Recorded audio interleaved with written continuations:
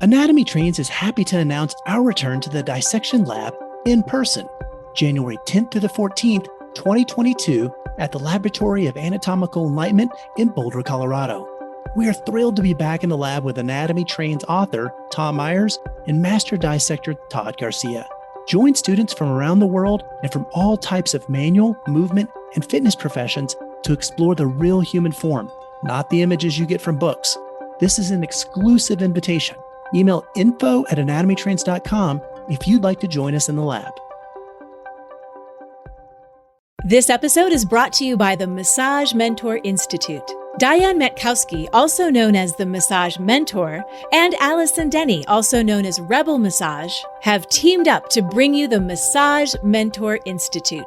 MMI is a collection of teachings and education opportunities from industry leaders around the world, because your continuing education experience should be whatever you want it to be. They are building community one body part at a time, and they want you to be a part of it.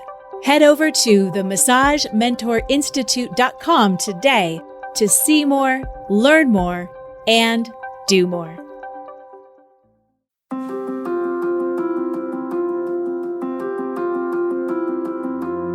Sometimes success isn't about how much you know. Sometimes it's about hearing someone else's story so that you can see the path they took to more clearly visualize your own. There are some incredible massage therapists out there who have created amazing careers for themselves, and I'd like to bring some of those stories to you. I will return to anatomical anecdotes next week, but for today, I hope this story offers you some insights and makes your own path to success a little more clear.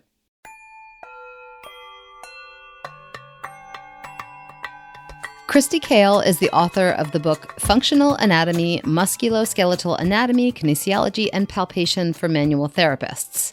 She is also a practicing massage therapist, massage therapy instructor, and contributing editor for ABMP's Massage and Bodywork magazine. Her articles, also titled Functional Anatomy, have helped thousands of bodyworkers understand their anatomy and how it functions a little bit better. So my name's Christy Cael. I'm a licensed massage therapist in Washington State. I live in Tacoma, and I had a first career as an athletic trainer. I went to school at Eastern Washington University and got a bachelor's degree and took a certification exam and became an athletic trainer. The intensity of the job, though, took its toll on Christy. It was just triage all the time. Triage. You go to the hospital, you go to the doctor, you can practice, you can't practice, let's tape up your ankle. It was just constant crisis management. It became painful. It became emotionally difficult, and trying to find a way to, we were trained to distance ourselves from the people and from the emotion and from the compassion that I naturally have.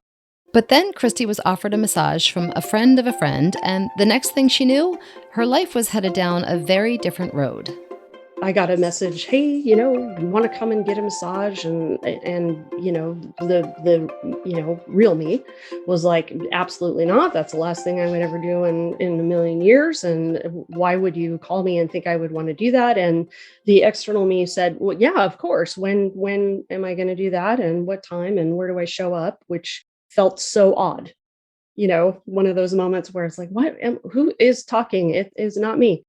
As I was on the table, I was having a conversation with this person I had never met, and I was not a touchy-feely person at all. And she was talking about a school that she taught at that wanted to do a new program and wanted to bring in a personal training program, a exercise science program. And I found myself saying, sure, that sounds really interesting. Here's my card, and maybe have them give me a call. And they did. And I interviewed, and, the position was something I'd never done before. It was teaching and writing curriculum and hiring instructors and putting together classrooms. And it was this whole huge thing. And I got the job, which I think a lesson in that was that sometimes you have to fake it till you make it, that you don't always know all the answers when you're going into new things, and being uncomfortable is living. is moving forward, is growing. But the job and the world of massage therapy opened Christy's eyes to a new perspective.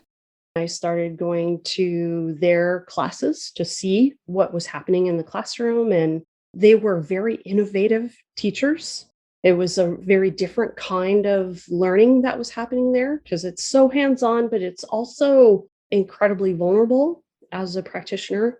So guiding these students through the process of learning to be in their own bodies, and because they were on the table too. They weren't just giving massage, they were receiving all the time. And so that all the stuff that comes up with being in your body was coming up, and they had to cope with that. And so I started eating crow about what it meant to be a massage therapist.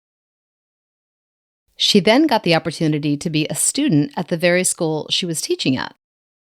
So I went to massage school, and in that process really started to value the changes in my own body and my own way of thinking, and how much more willing to be vulnerable I was and connected to other people. That was really new for me. That was not how I was raised. We weren't really affectionate in my family. And so now I've had all this, touch in my life that was new, and learned to really appreciate that and value it.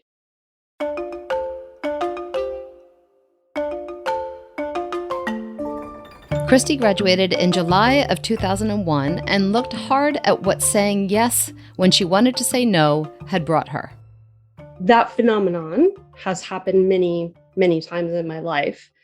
And I think that if you prepare yourself, and if you are open to being surprised by life, those moments come along.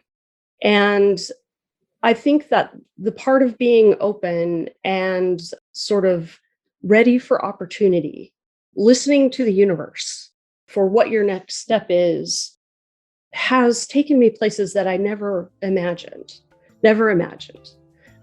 but exactly where I felt like I needed to be. In this new headspace, Christy experienced more doors opening than she could have hoped for. In the same school that I was teaching at and went to massage school at, I sat on a committee that I said yes to. And I think that you have to say yes to a lot of things in life if you are hungering for new experiences. And sometimes it's very simple things. And I said yes to sitting on this committee where we would examine the textbooks that the school was using to see if, they were working or not working, or what else was out there. And we had a meeting with a publisher to look at the textbooks that they were offering. I said, I'm really very honest. And so I said, I like this, but I can't use it. And some elements of this are good, but here's the things that don't work for me. And I think they were a little bit taken aback by that, because it's like, just the facts, ma'am. Here's the truth. I'm on the front lines. I'm dealing with these students. This is what I'm seeing. And so after that meeting, the representative, who happened to be a kind of a bigwig in the company, came to me and said, well, would you like to write your own? And so Christy began writing a book.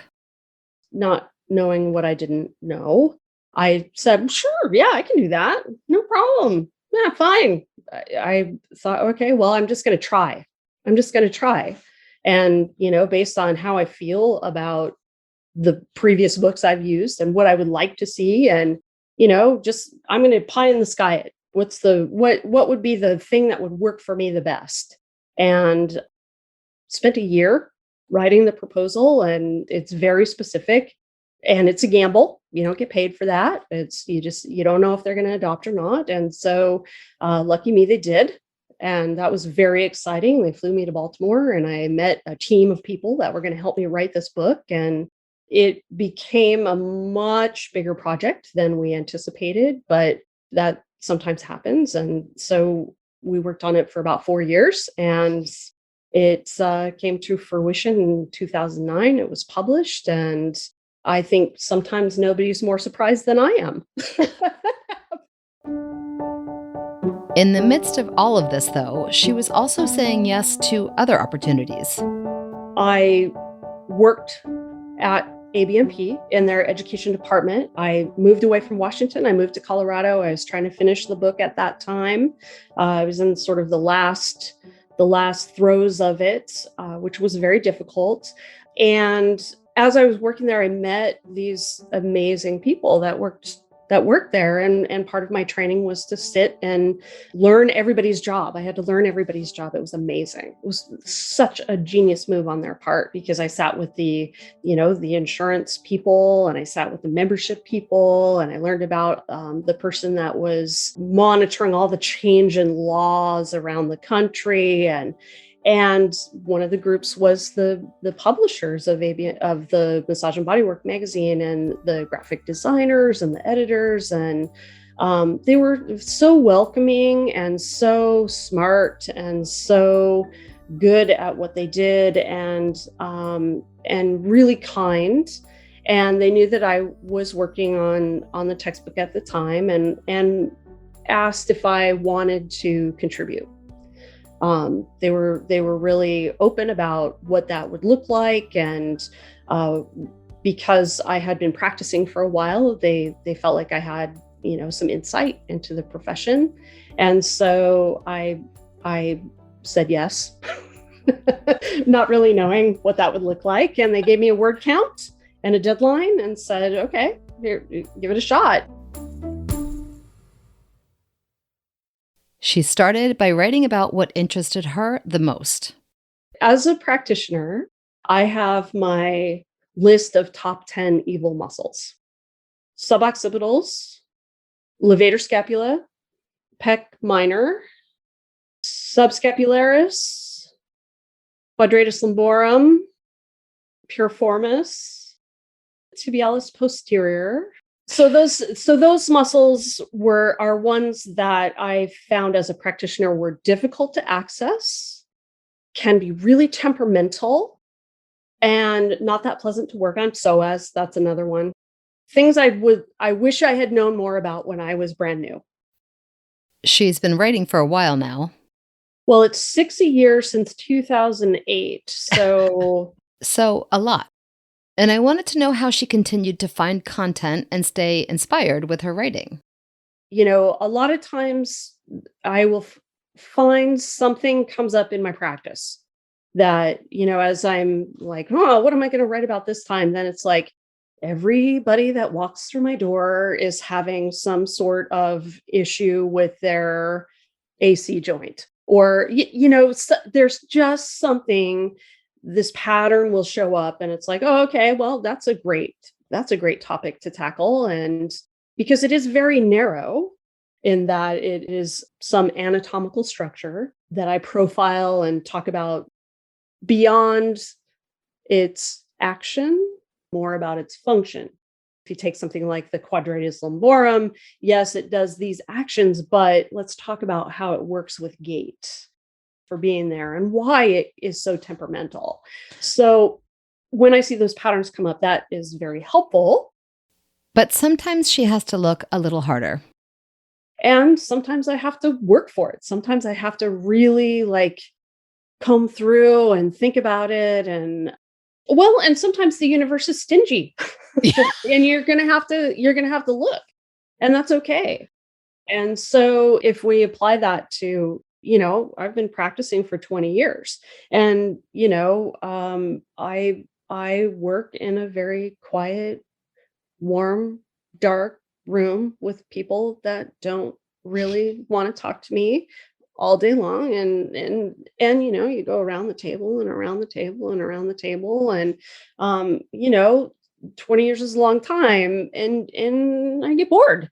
Right? Right. I get bored. Right. I feel stagnant sometimes. And so what am I going to do in those moments? I have to have a strategy. And that's when, I'm going to take a class, or I love going and getting a massage from somebody new. Or when I travel, I will seek out whatever kind of special bodywork they have in that region. And there often is. Bodywork is old. Massage has been happening for a long time. And so there's no shortage of new and different ways, or old and mystical ways, to do that if you look. So Christy has found a whole new path, one she never thought she would be on. Her book is about to go into its second edition, and she continues to write and teach and practice. But now what? I asked Christy what was next for her. I recently went back to school and got my master's degree in biomimicry. And that was an interesting process, because I had been out of college for 20 years when I applied. And so the thought of going back to college was a little bit terrifying. And also it took so long because I just couldn't find the right thing. I know who I am. I know people are like, well, I'll just go back and get, an anatomy degree or something. I'm like, I don't know. No, that's not it. That's not it. And so I sat down and wrote it out. What do I want? If in a perfect scenario, what do I want? And I sat down and I wrote it out. And what I wanted was, because our bodies are so accessible, right? We all have one. It follows certain scientific principles. And sometimes we're mystified by it. So to try and sort of connect with this thing that we have access to every minute of our life, we have access to our body. And I wanted people to find a connection to themselves and to each other, and then to the planet. She actually wrote her degree of biomimicry into existence. That is a new program. I graduated. I have a master's degree in science and in biomimicry, and it had not existed until I think the year that I applied. Oh my gosh. I was just looking and looking and looking. I'm like, that's not it. That's not it. That's not it. That's not it. Christy is still opening doors. This is a brand new course of study that she found because she listened to herself. I don't know. I don't know where that's going. I am in that time of being open to possibility. For anyone who might not be sure about their next step, Christy has this advice. You have to listen to yourself and accept what your optimum is. Because if you're listening, you'll feel it when you're overtaxed, and when you're bored. And it's not the same for everybody, and that's okay. That's okay. Christy Cael's journey is one that I think most of us are familiar with. Uncertainty, trying new things, figuring out who we are and where we fit in. Christy's ability to say yes and dive into opportunities that might have been scary or overwhelming has not only landed her where she is today, but it has also given her the power to carve out her own path and do things she never dreamed possible. For access to Christy's book, check out Functional Anatomy, Musculoskeletal Anatomy, Kinesiology and Palpation for Manual Therapists on Amazon.com. And for her bite-sized articles about how your anatomy functions, check out ABMP's Massage and Bodywork magazine for both archived and current editions. Members are loving ABMP 5-Minute Muscles and ABMP Pocket Pathology, 2 quick reference web apps included with ABMP membership.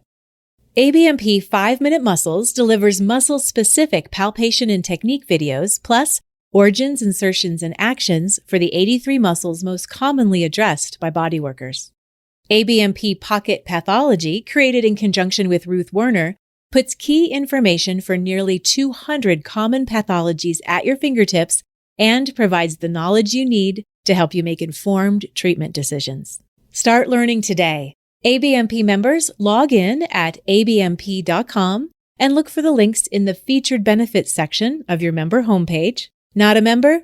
Learn about these exciting member benefits at abmp.com/more.